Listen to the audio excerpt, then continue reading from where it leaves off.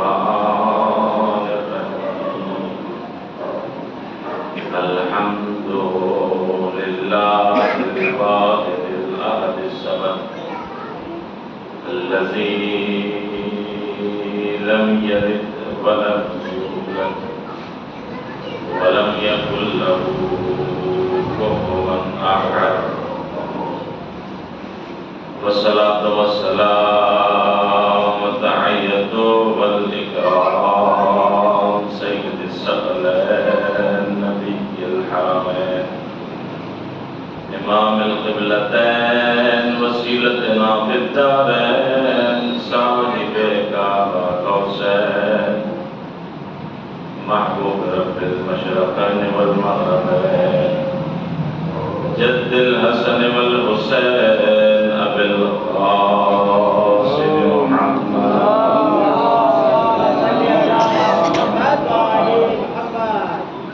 وآل الطيبين الطاهرين المعصومين المظلومين ولعنة الله على أعدائهم أجمعين أما بعد فقد قال الله تبارك وتعالى في القرآن المجيد وهو أصدق الصادقين وقوله الحق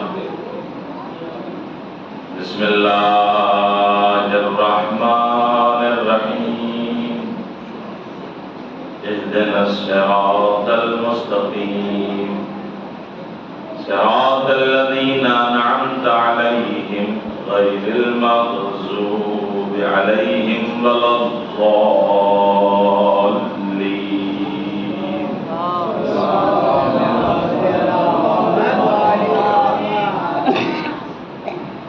برادران عزیز بزرگان حضرات معزز سامعین کرام ذوی الاحترام عزاداران مظلوم کربلا و ماتم داران جناب سید الشہداء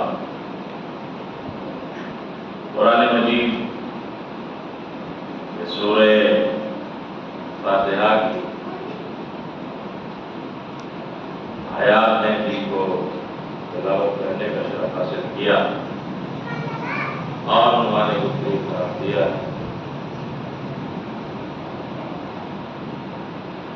پروردگار عالم ان آیات میں فرما رہا ہے اهدنا الصراط المستقیم. بندے سے یہ مطالبہ ہے کہ جب سورہ فاتحہ کی تلاوت کرے تو اس کا آغاز، اس کی ابتدا، اس کی شروعات بسم اللہ الرحمن الرحیم سے کرے، کیونکہ بسم اللہ الرحمن الرحیم فقہ جعفریہ میں کلام الہی کے ہر سورے کا جز قرار دیا گیا، لیکن سورہ توبہ کلام الہی کا وہ سورہ ہے کہ جس کے آغاز میں بسم اللہ نہیں. 114 سورے ہیں کلام الہی میں، تو بسم اللہ کی تعداد بھی 114 اللہ نے رکھی ہے.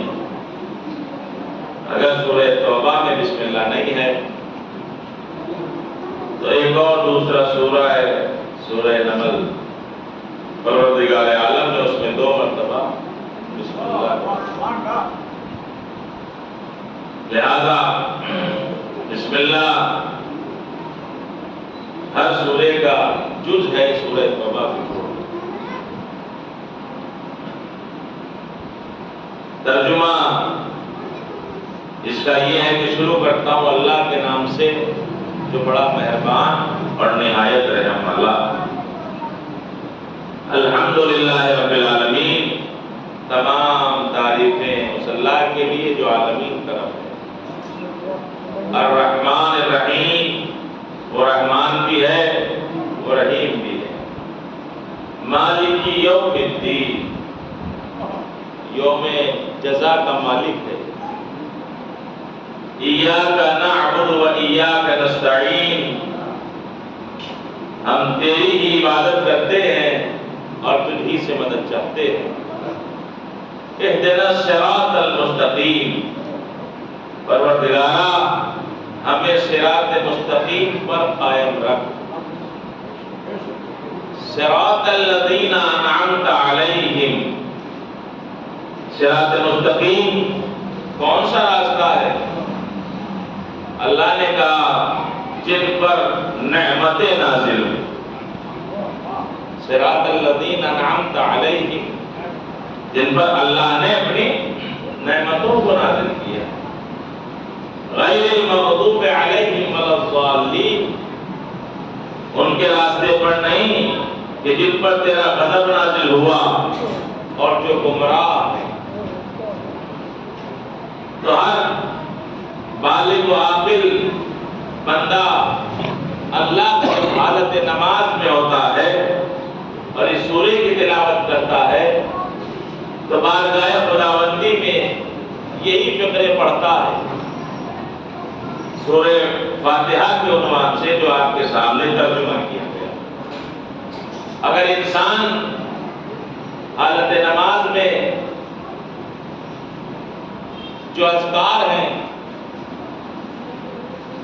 ان کو ترجمے کے ساتھ جانتا ہے تو پھر یہ جو نماز ہے اس نمازی کی یہ خضوع و خشوع والی نماز ہو جاتی ہے، کیونکہ اسے علم ہوتا ہے کہ وہ کس کی بارگاہ میں کھڑا ہے اور کیا کہہ رہا ہے اور کس سے کہہ رہا ہے۔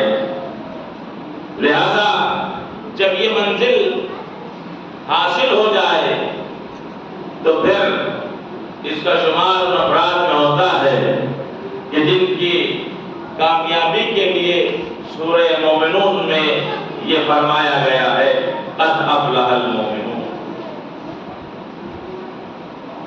فلاح حاصل ہوئی ان صاحبان ایمان کو الذین هم فی صلاتہم خاشعون، جن کی نمازوں میں خشوع اور خضوع پایا جاتا۔ تو خضوع اور خشوع جو پایا جائے گا وہ کم سے کم اتنا تو ہو کہ جو وہ تلاوت کر رہا ہے، جو وہ ذکر دوہرا رہا ہے، پڑھ رہا ہے، اس کے بارے میں جانتا ہو کہ آخر وہ کہہ کیا رہا ہے۔ لہذا جب اس کی توجہ ادھر ہوگی تو پھر اور دوسری جانب اس کی توجہات نہیں جائیں گی۔ لہذا کہہ رہا ہے اللہ کی بارگاہ میں اہدنا الصراط المستقیم، سیدھے راہ یعنی صراط مستقیم پر ہمیں قائم رکھ، باقی رکھ۔ صراط الذین انعمت علیہم، یہ صراط مستقیم کن کا راستہ ہے؟ ان کا راستہ جن پر تیری نعمتیں نازل ہوئی ہیں۔ اب نعمت ایک ایسا لفظ ہے کلام الہی میں کہ جو متعدد مقامات پر آیا ذکر ہوا ہے۔ آپ سورہ والضحیٰ کی تلاوت کریں تو اللہ نے اس میں نعمت کا تذکرہ کیا۔ ارشاد پروردگار ہوتا ہے بسم اللہ الرحمن الرحیم والضحیٰ واللیل اذا سجا ما ودعک ربک وما قلی وَلَلْآخِرَةُ خَيْرٌ لَكَ مِنَ الْأُولَىٰ وَلَسَوْفَ يُعْطِيكَ رَبُّكَ فَتَرْضَىٰ أَلَمْ يَجِدْكَ يَتِيمًا فَآوَىٰ وَوَجَدَكَ ضَالًّا فَهَدَىٰ وَوَجَدَكَ عَائِلًا فَأَغْنَىٰ فَأَمَّا الْيَتِيمَ فَلَا تَقْهَرْ وَأَمَّا السَّائِلَ فَلَا تَنْهَرْ وَأَمَّا بِنِعْمَةِ رَبِّكَ فَحَدِّثْ۔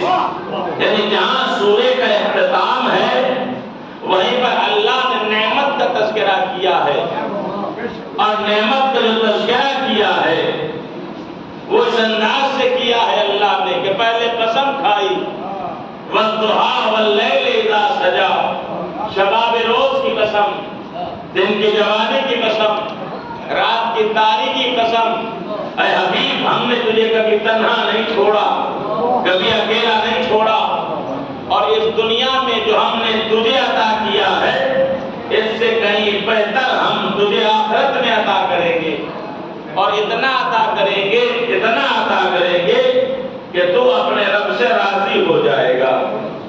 اس کے بعد میں پروردگار عالم ارشاد فرماتا ہے الم یجدک یتیما فآویٰ، اے میرے حبیب جب ہم نے تجھے یتیم پایا تو کیا پناہ نہیں دی؟ ووجدک ضالا فہدیٰ، اے حبیب جب ہم نے تجھے گمنام پایا تو تیرے نام کا چرچا سارے جہان میں نہیں کرایا؟ ووجدک عائلا فأغنیٰ، اے حبیب جب ہم نے تجھے تنگدست پایا تو کیا تجھے دولت سے نہیں نوازا؟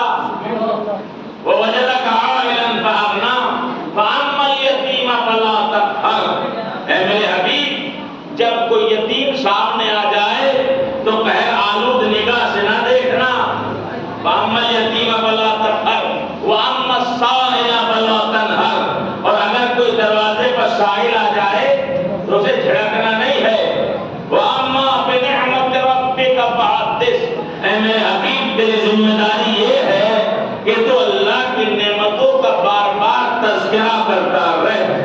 اس سورے میں اللہ نے پہلے قسم کھائی اور قسم کھانے کے بعد پھر نعمتوں کا تذکرہ کیا، تو جب نعمتوں کا تذکرہ کیا تو اللہ نے کہا اے حبیب جب ہم نے تجھے تنہا پایا تو تجھے اکیلا نہیں چھوڑا، تو نبی کی تنہائی کو دور کیا، اللہ کی طرف سے یہ نعمت میسر ہے۔ اے حبیب جو تجھے دنیا میں عطا کیا اس سے کہیں بہتر آخرت میں عطا کریں گے، جو دنیا میں دیا جا رہا ہے یہ بھی نعمت ہے، اور جو آخرت میں اس سے زیادہ ملے گا وہ بھی نعمت پروردگار ہے۔ اور اس کے بعد میں اللہ کہتا ہے الم یجدک یتیما فآویٰ، اے میرے حبیب جب ہم نے تجھے یتیم پایا تو کیا پناہ نہیں دی؟ لہذا یہ پناہ کا دینا بھی اللہ کی طرف سے ایک نعمت ہے۔ اے حبیب جب ہم نے تجھے گمنام پایا تو تیرے نام کا چرچا سارے جہان میں کرایا، تو سارے جہان میں جو نام کا چرچا کرایا گیا ہے یہ بھی اللہ کی طرف سے نبی کے لیے ایک نعمت ہے۔ اس کے علاوہ اللہ کہتا ہے اے میرے حبیب جب ہم نے تجھے تندرست پایا تو کیا مال خدیجہ سے تجھے مالدار نہیں کیا، تیری تندرستی کو دور نہیں کیا؟ تو یہ اللہ نے جو مال خدیجہ سے دولت مند پیغمبر کو بنایا ہے تو مال کا ملنا بھی تو ایک نعمت ہے۔ لہذا نعمتوں کا تذکرہ پروردگار عالم کرتا جا رہا ہے، نعمتوں کا ذکر پروردگار کرتا جا رہا ہے اور کہتا جا رہا ہے میرے حبیب دیکھو اگر تمہارے سامنے یتیم آ جائے تو قہر آلود نگاہ سے نہ دیکھنا، اگر سائل آ جائے تو جھڑکنا نہیں، تمہاری ذمہ داری یہ ہے کہ جو جو نعمت اللہ تمہیں عطا کرتا جا رہا ہے تم اس کا تذکرہ کرتے جانا، تم اس کا ذکر کرتے جانا۔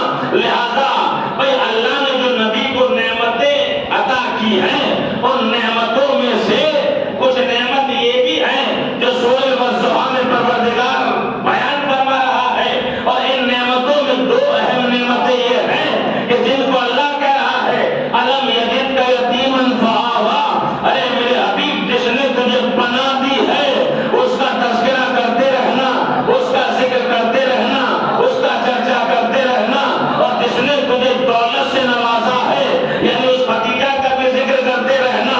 ان تمام نعمتوں میں یہ دو خاص ایسی نعمت ہیں کہ جن کے بارے میں اللہ کہہ رہا ہے ان کی نعمتوں کا ذکر کرتے رہنا، تذکرہ کرتے رہنا، جو تحفظ کر رہا ہے اس کا بھی ذکر کرتے رہنا، جو دولت دے رہی ہے اس کا بھی تذکرہ کرتے رہنا۔ پر تاریخ نے کسی کے ساتھ بنی ہاشم کی انصاف کیا ہو نہ کیا ہو، لیکن دو کردار ایسے ہیں جن کے ساتھ تاریخ داں افراد نے راویوں نے انصاف نہیں کیا ہے، ایک ہے ابو طالب اور دوسرے ہے خدیجہ۔ یہ دو کردار ایسے ہیں کہ جن کے ساتھ انصاف نہیں ہوا۔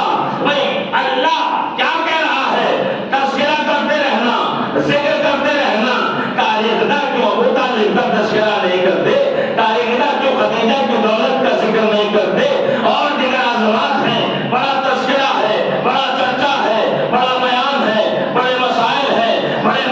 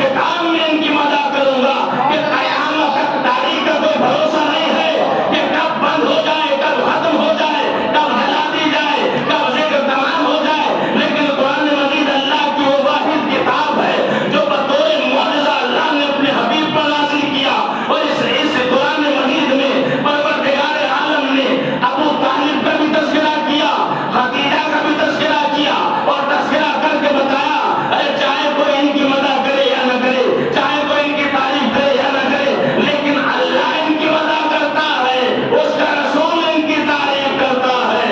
صلوات پڑھے محمد والے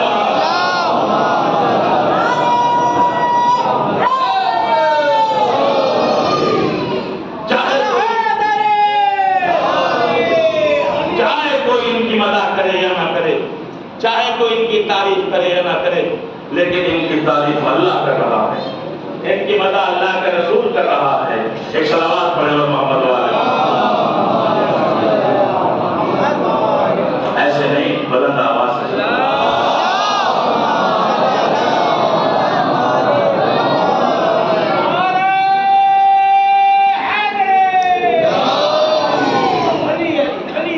اللہ تعریف کر رہا ہے، اللہ مدح سرائی کر رہا ہے، اور مدح کریں ان کو زوال ہے، لیکن اللہ کی مدح کو کوئی زوال نہیں ہے۔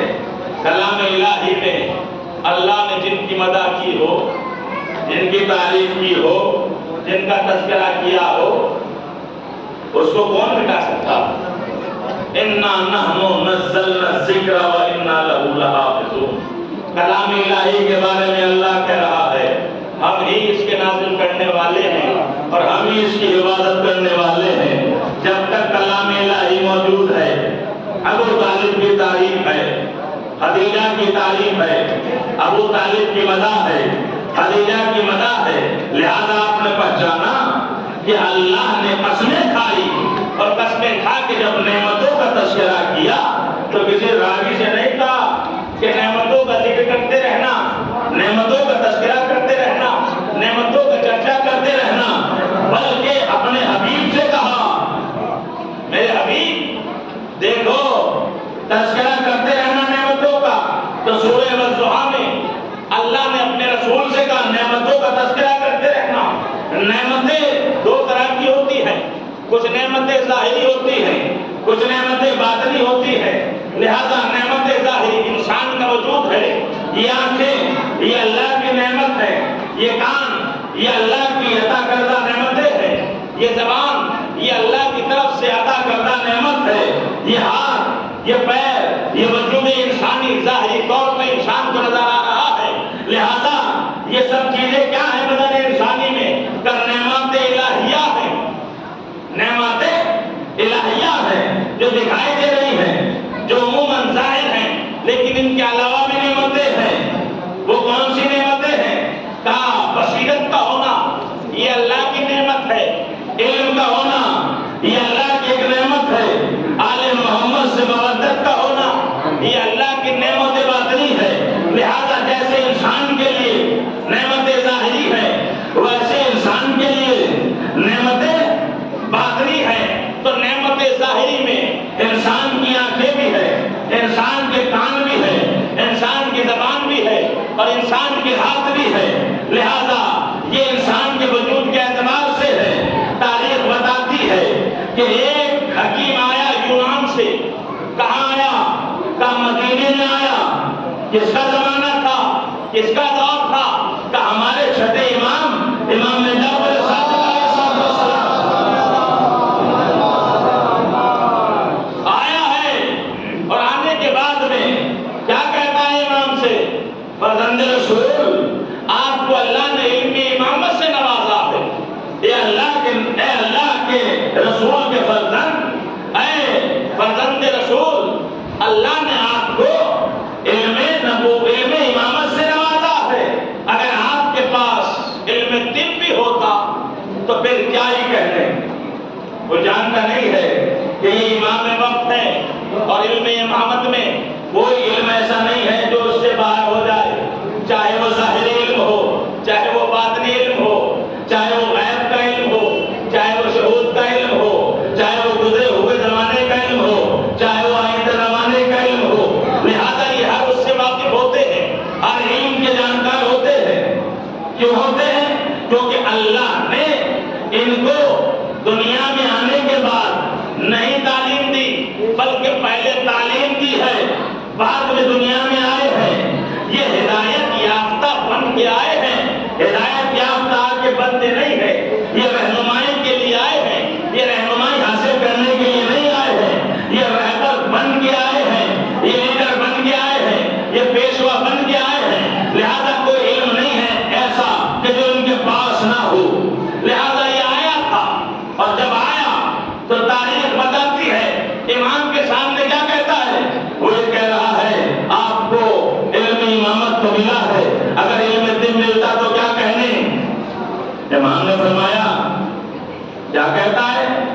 علم امامت اور علم طب، اگر ہمیں علم طب ملتا تو کیا یہ کہنے بڑا رتبہ ہو جاتا، بڑا مرتبہ ہو جاتا، بڑا نام ہوتا۔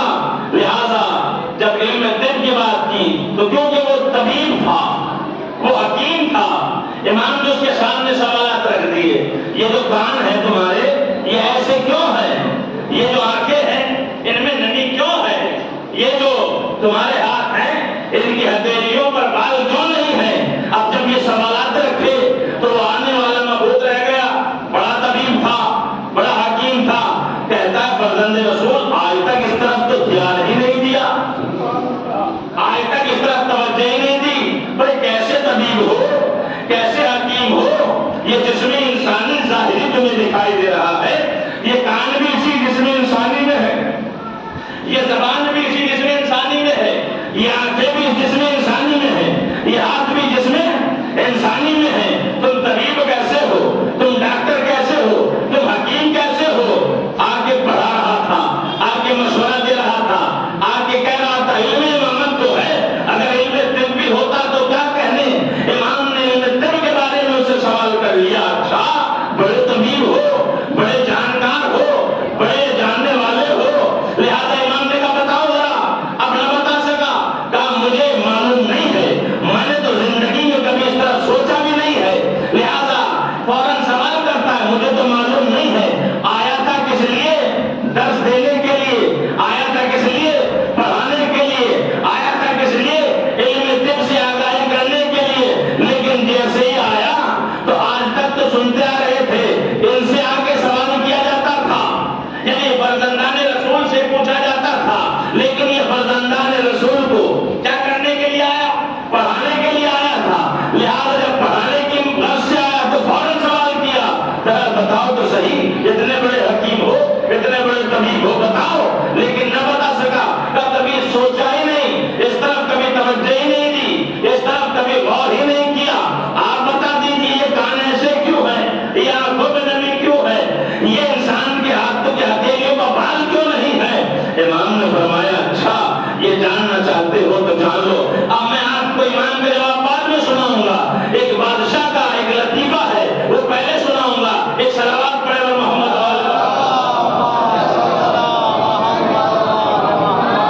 تاکہ پتہ چل جائے جو اصل علم ہے اس کا جاننے والا کون ہے، یہ حقیقت آشکار ہو جائے اور واضح ہو جائے۔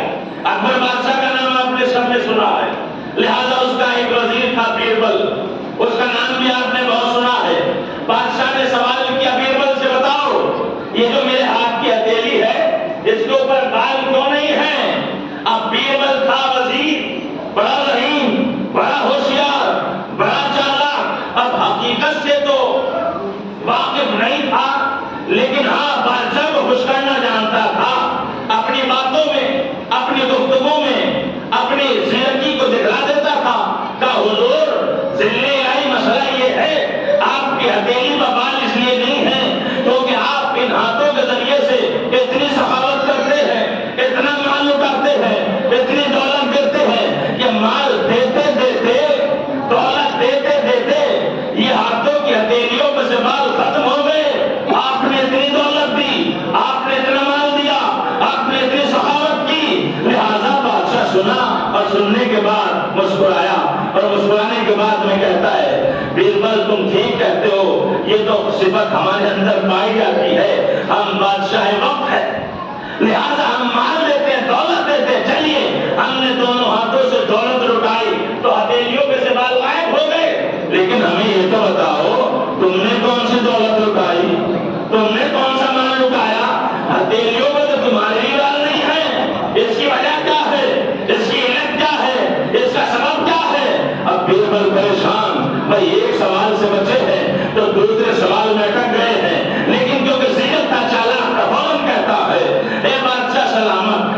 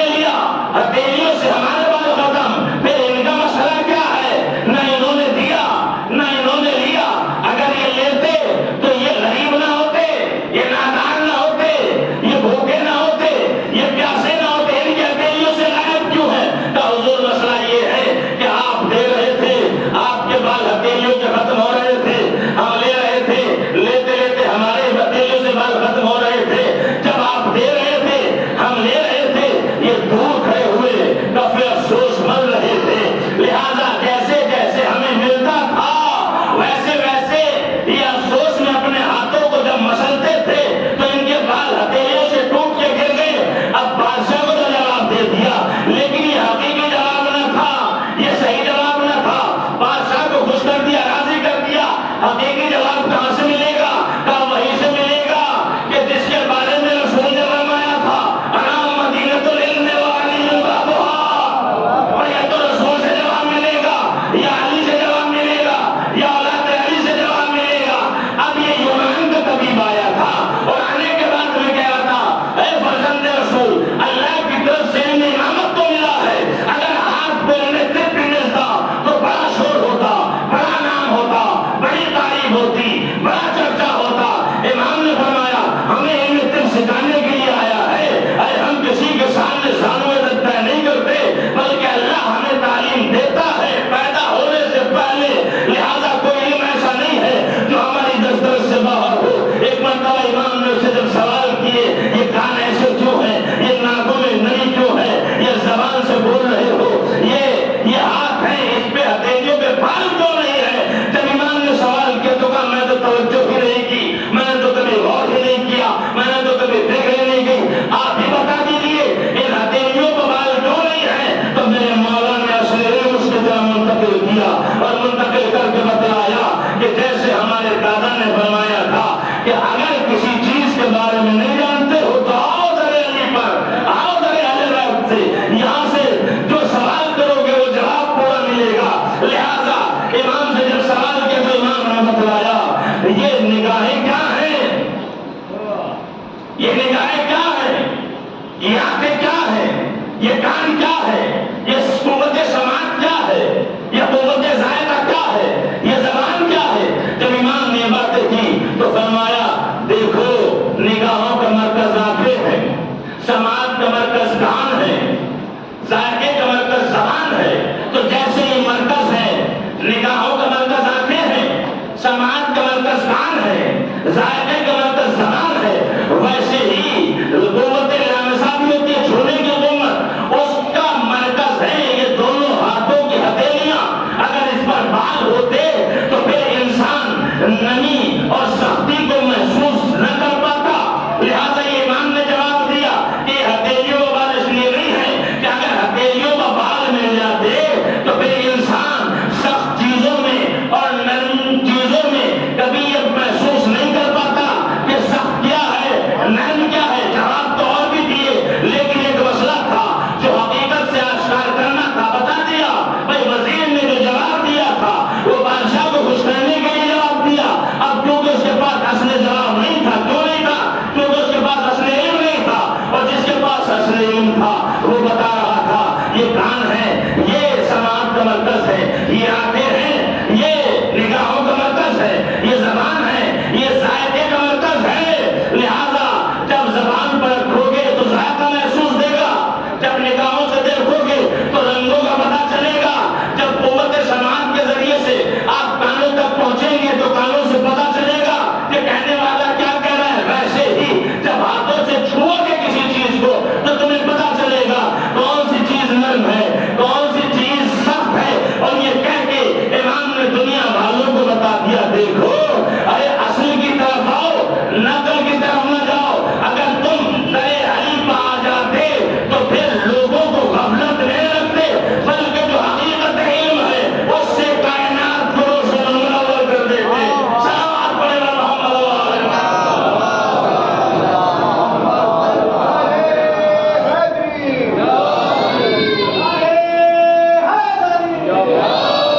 نہیں بلند آواز سے صلوات پڑھے۔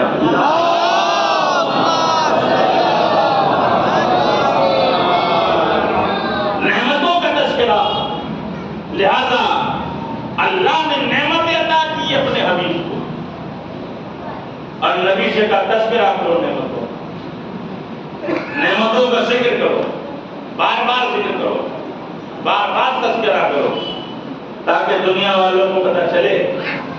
راوی کسی کا ذکر کریں تو وہ اور ہوتے ہیں، اور اللہ کا آخری پیغمبر جس کی مدح کرے وہ اور ہوتے ہیں۔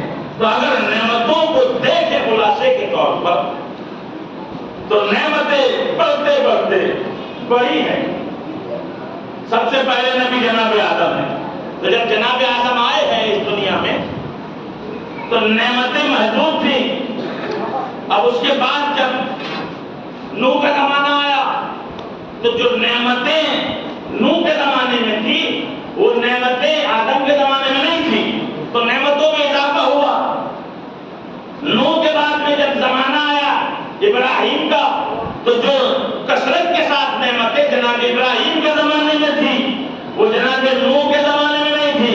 یعنی جیسے جیسے زمانہ گزرتا گیا اور جیسے جیسے نبی آتے گئے تو نعمتیں بھی بڑھتی رہی۔ یعنی جو نعمتیں آدم کے زمانے میں اس سے کہیں زیادہ نعمتیں نوح کے زمانے میں، جتنی نعمتیں جناب نوح کے زمانے میں اس سے کہیں زیادہ نعمتیں جناب ابراہیم کے زمانے میں، اور جتنی نعمتیں جناب ابراہیم کے زمانے میں اس سے کہیں زیادہ نعمتیں جناب موسیٰ کے زمانے میں، اور جتنی نعمتیں جناب موسیٰ کے زمانے میں اس سے کہیں زیادہ نعمتیں جناب عیسیٰ کے زمانے میں۔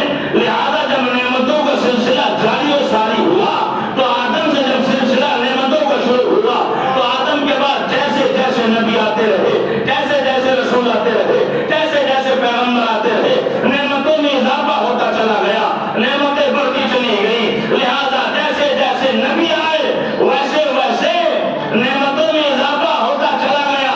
آدم کے زمانے میں نعمتیں کم تھی، نوح کے زمانے میں نعمتیں زیادہ، نوح کے زمانے میں نعمتیں کم تھی، موسیٰ کے زمانے میں نعمتیں زیادہ، موسیٰ کے زمانے میں نعمتیں کم تھی، لیکن عیسیٰ کے زمانے میں نعمتیں زیادہ۔ جب نعمتیں بڑھتے بڑھتے اس منزل پر آئی کہ نبیوں میں سب سے آخری پیغمبر آئے، رسولوں میں سب سے آخری رسول آئے، رہبروں میں سب سے آخری رہبر نبی کے طور پر اللہ کی طرف سے آئے، تو وہ کوئی اور نہیں تھے بلکہ سرور کائنات حضرت محمد مصطفیٰ صلی اللہ علیہ وسلم۔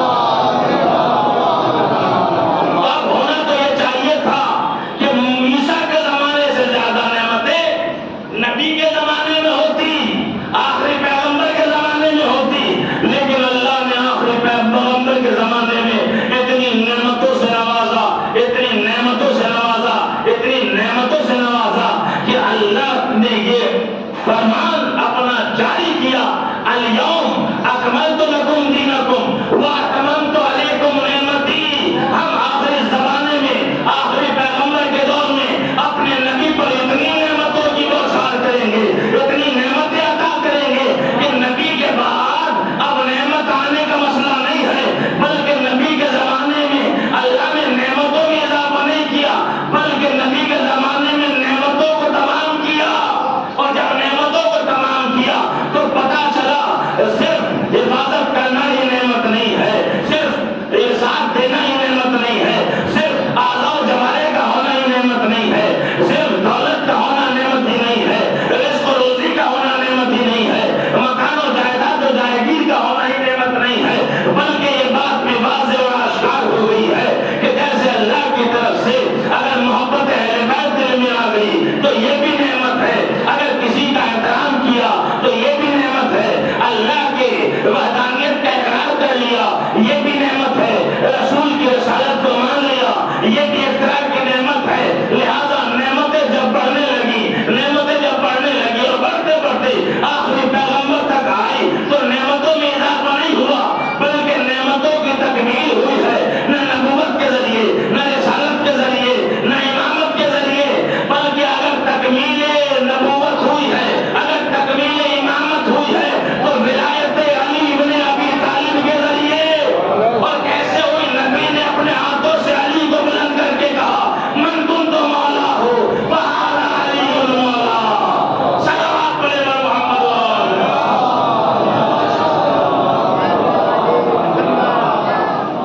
بلند کریں صلوات۔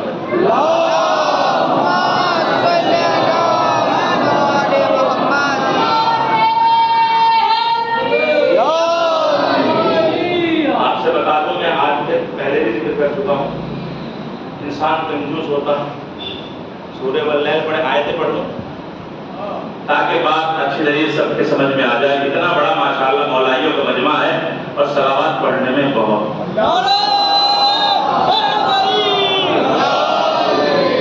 نہیں، آج آیتیں سنا دوں آپ کو میں، سورہ واللیل انوار بھائی، بسم اللہ الرحمن الرحیم۔ واللیل اذا یغشی والنہار اذا تجلی وما خلق الذکر والانثی انا سعیکم لشتی فاما من اعطى واتقى وصدق بالحسنى فسنيسره لليسرى واما من بخل واستغنى وكذب بالحسنى فسنيسره لليسرى. یہ آیتیں ہیں. پروردگار عالم ارشاد فرماتا ہے رات کی تاریکی کی قسم واللیل اذا یغشی، رات کی قسم جب کہ وہ تاریک ہو جائے، والنہار اذا تجلی، دن کی قسم جب وہ روشن اور منور ہو جائے، وما خلق الذکر والانثی، نر کی قسم اور مادہ کی قسم، انا سعیکم لشتی، غور سے سننا، انا سعیکم لشتی، بے شک تمہاری کوششیں پراگندہ ہیں، منتشر ہیں، جدا جدا ہیں. فاما من اعطى واتقى وصدق بالحسنى، بس عطا کرو اور تقوی الہی اختیار کرو اور اچھی باتوں کی تصدیق کرو. یہ قسمیں کھا کر یہ تین باتیں اللہ نے بیان کی، عطا کرو، تقوی الہی اختیار کرو، اچھی باتوں کی تصدیق کرو. یہ کہہ کہ اللہ نے اعلان کیا ہے. کیا اعلان کیا ہے؟ اگر عطا کرو گے، تقوی الہی اختیار کرو گے، اچھی باتوں کی تصدیق کرو گے، تو ہمارا کھل کر اعلان ہے کہ ہم تمہیں جنت میں داخل کر دیں گے، تمہیں سہولتیں دیں گے، تمہیں آرام دیں گے. فاما من اعطى واتقى وصدق بالحسنى فسنيسره لليسرى. اللہ کہہ رہا ہے جب تم نے یہ کام کیا تو کیا ہوگا؟ تمہیں جنت کی طرف روانہ کر دیں گے، سہولتیں دیں گے، آرام دیں گے، جنت میں پہنچا دیں گے. وَأَمَّا مَن بَخِلَ وَاسْتَغْنَىٰ، لیکن اگر بخل کیا، اگر کنجوسی کی، وَأَمَّا مَن بَخِلَ وَاسْتَغْنَىٰ، اپنے آپ کو مستغنی جان لیا، وَكَذَّبَ بِالْحُسْنَىٰ، اور اچھی باتوں کی تکذیب کی، تو کھل کے اعلان اللہ نے پھر کہا کہ اگر تم نے ایسا کیا، بخل کیا، اپنے آپ کو مستغنی جان لیا اور اچھی باتوں کی تکذیب کی، تو پھر ہمارا اعلان یہ ہے کہ تمہیں جنت کی طرف نہیں جہنم کی طرف روانہ کر دیں گے. تو جہنم کی طرف جانے کے لیے ایک صفت بیان کی گئی ہے بخل کی. اب بخل کے بارے میں سنو، پیغمبر اکرم حضرت محمد مصطفیٰ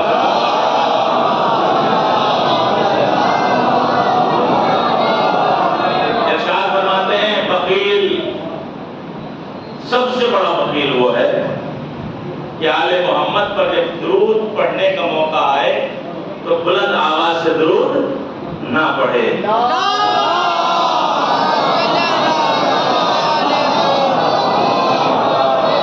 ماشاءاللہ اتنا بڑا مجمع ہے.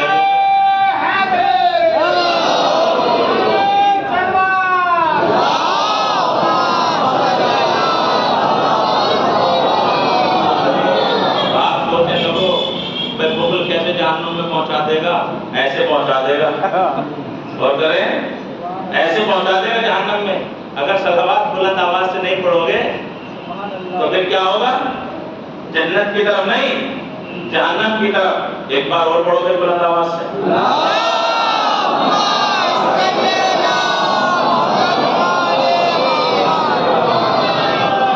لہذا وقت تقریباً قریب ہے، بات ابھی اور رہ گئی تھی، لیکن انشاءاللہ پھر کبھی اپنا سامنا تو ہوتا ہی رہتا ہے. نعمت کا ذکر ہو رہا، آخری پیغمبر میں آگے کیا ہوا؟ نعمتوں کو تمام کیا گیا. اور نعمتیں جو تمام ہوئی کس بات پر؟ نہ نبوت پر، نہ رسالت پر، نہ امامت پر، ولایت پر. یا ایھا الرسول بلغ ما انزل الیک من ربک وان لم تفعل فما بلغت رسالتہ واللہ یعصمک من الناس. اب جب نبی نے ولایت کا اعلان کیا تو اللہ نے کہا آج دین کامل کر دیا، نعمتوں کو تمام کر دیا. نعمتیں تمام ہو گئی ہیں. کب تمام ہوئی ہیں؟ علی کی ولایت پر. لہذا اللہ نے یہاں نعمتیں تمام کر دی ہیں. تو جس کی ولایت پہ اللہ نعمتیں تمام کر رہا ہے اس کا مقام جانتے ہو، اس کی عظمت جانتے ہو، اس کا رتبہ جانتے ہو، اس کا مرتبہ جانتے ہو. پڑھیں کلام الہی، دیکھیں سیرت پیغمبر. اگر دین کے اندر کوئی موقع آیا تو ہر موقع پر دین کی نصرت کے لیے علی موجود ہے، اور اگر علی نہیں ہے تو یہ سمجھ لیجئے کہ وہ مقام فضیلت سے خالی رہے. یعنی اگر دعوت ذوالشیرہ سے لے کر آخری منزل تک، نبی کے آخری سانس تک آپ دیکھیں کہ ہر آن ہر لہجہ علی پیش ہے، ہر موقع پر، ہر مرحلے پر. لیکن جب نبی چلے گئے اور علی رہے تو جیسے علی نبی کے لیے مددگار تھے ویسے ہی علی نے عباس کو حسین کے لیے مانگا تھا. اور عباس جب آئے ہیں اس دنیا میں تو تاریخ کہتی ہے تمام زندگی عباس نے آقا کہا ہے حسین کو، کبھی بھائی نہیں کہا ہے. تاریخ گواہ ہے کہ جب چلے ہیں حسین مدینے سے تو عباس ساتھ ہے، مکہ پہنچے تو عباس ساتھ ہے، کربلا پہنچے تو عباس ساتھ ہے. عباس نے حسین کا ساتھ نہیں چھوڑا. تاریخ کہتی ہے کیا مظلومیت بیان کی جائے. مختصر یہ، ایک عالم تھے مجتہد کربلا میں، جب وہ کسی معصوم کے روزے پر جاتے تھے تو کتاب ہاتھ میں لیتے تھے اور 16ویں سلام پڑھتے تھے. یہاں تک کہ امام حسین کے روزے پر جاتے تھے تو مفاد الجنان کھولتے تھے، بڑی دیر تک زیارت پڑھتے رہتے تھے. لیکن جب وہ آتے تھے مولا عباس کے روزے پر تو تاریخ کہتی ہے کتاب کو بند کر کے ایک طرف رکھ دیتے تھے. اب کتاب سے نہیں پڑھتے تھے بلکہ کتابیں دل سے پڑھتے تھے. زیارت کے 2 فقرے قیامت کے فقرے ہیں. اگر آپ نے تصور کر لیا تو کافی ہے سوچنے کے لیے اور فکر کرنے کے لیے. کیا کہتے تھے روزے عباس کا میں جب سلام کرتے تھے تو کہتے تھے السلام علیک یا شباب الحسین، اے حسین کی جوانی عباس تجھ پر میرا سلام ہو. حسین کی جوانی عباس، جب تک عباس موجود رہے حسین جوان تھے، لیکن جب عباس گھوڑے سے گرے ہیں تو حسین نے کمر کو پکڑ لیا. الان ان کا سرازاری وقلت حیلتی عباس، تیرے جانے سے حسین کی کمر ٹوٹ گئی. عباس کے لاشے پر حسین نے جو مرثیہ پڑھا کسی کے لاشے پہ نہیں پڑھا. اے عباس تیرے جانے کے بعد یہ انقلاب